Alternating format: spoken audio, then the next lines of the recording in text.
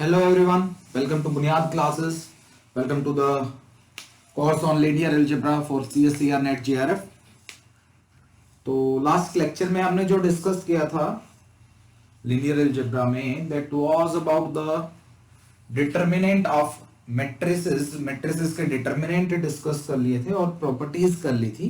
कुछ एक दो प्रॉपर्टीज थी डिटरमिनेंट की जो शायद हमारी रह गई थी, तो वो प्रॉपर्टीज अब हम लिखवा देता हूं मैं और डिस्कस कर देता हूं और उसके बाद हम नेक्स्ट टॉपिक पर आगे कंटिन्यू करेंगे. तो write down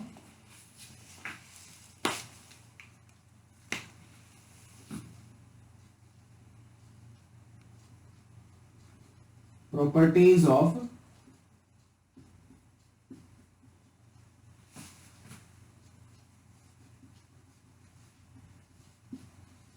determinant.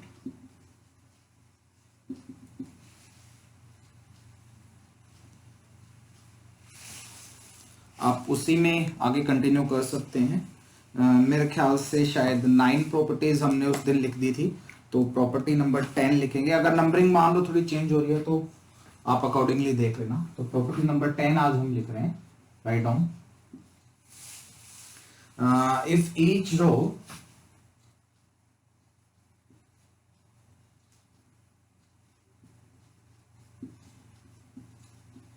or column of a matrix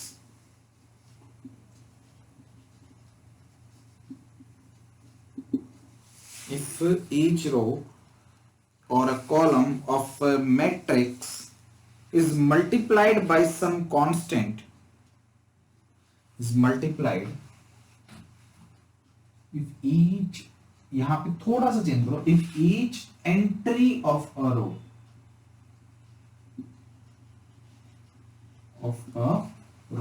or column of a matrix is multiplied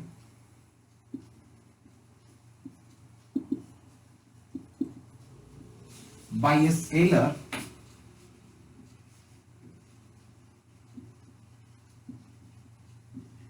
and then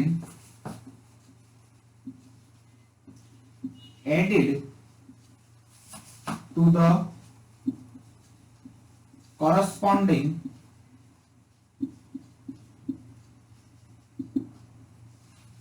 entry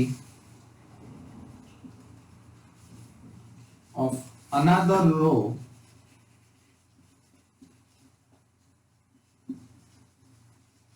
or column, then the determinant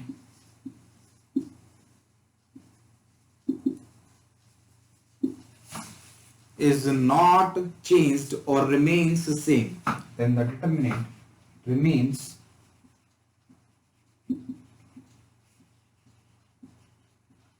same. Then the determinant remains same. Note down कर लिया. अभी मैं explain करता हूं. जैसे मान लो कोई आपके पास मैट्रिक्स है 3 क्रॉस 3 की. सी आपके पास ये मैट्रिक्स है एक 1 2 -1 0 8 0 9 6 0. ठीक है. इसका डिटरमिनेंट निकालना जरा. मेरे ख्याल से हम या तो सेकंड रो या थर्ड कॉलम के अबाउट एक्सपेंड करेंगे तो डिटरमिनेंट इजीली कैलकुलेट होगा हमारा. तो इसका जो डिटरमिनेंट आएगा, मान लो मैं थर्ड कॉलम के अबाउट एक्सपेंड कर रहा हूं, तो -1 इंटू डिटरमिनेंट आएगा 0 -72 प्लस का 72 आएगा. या फिर सीधा मैं इसको डिटरमिनेंट फॉर्म में लिख देता हूं. This determinant is equals to 72. Are you clear? ना तो है ना.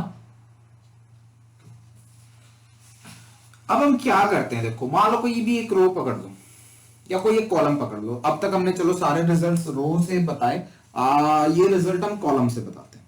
मान लो हम कोई कॉलम पकड़ लेते हैं. आपने कहा सर हम सेकंड कॉलम पकड़ लेते हैं.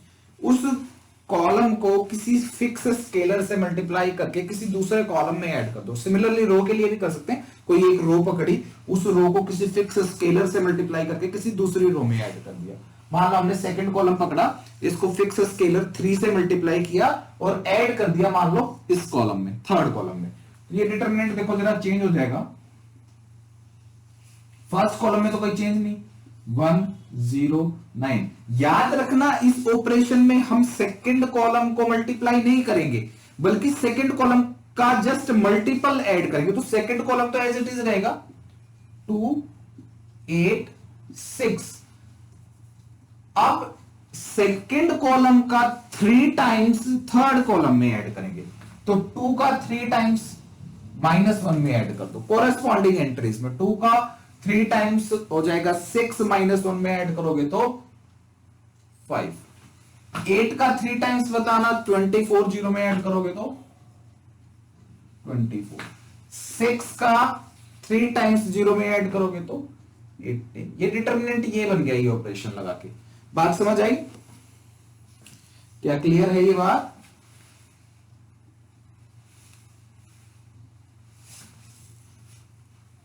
ठीक है। किसी भी रो की हर एंट्री को एक फिक्स स्केलर से मल्टीप्लाई करके कॉरेस्पॉन्डिंग एंट्री में ऐड कर दिया किसी दूसरी रो की, या फिर किसी भी कॉलम की हर एंट्री को एक फिक्स स्केलर के से मल्टीप्लाई करके ऐड कर दिया किसी दूसरे कॉलम की कॉरेस्पॉन्डिंग एंट्रीज में, तो वो कहता है ये जो नया डिटरमिनेंट बन गया ये वाला, ये चेंज नहीं होगा, इस डिटरमिनेंट की वैल्यू सेम यही रहेगी।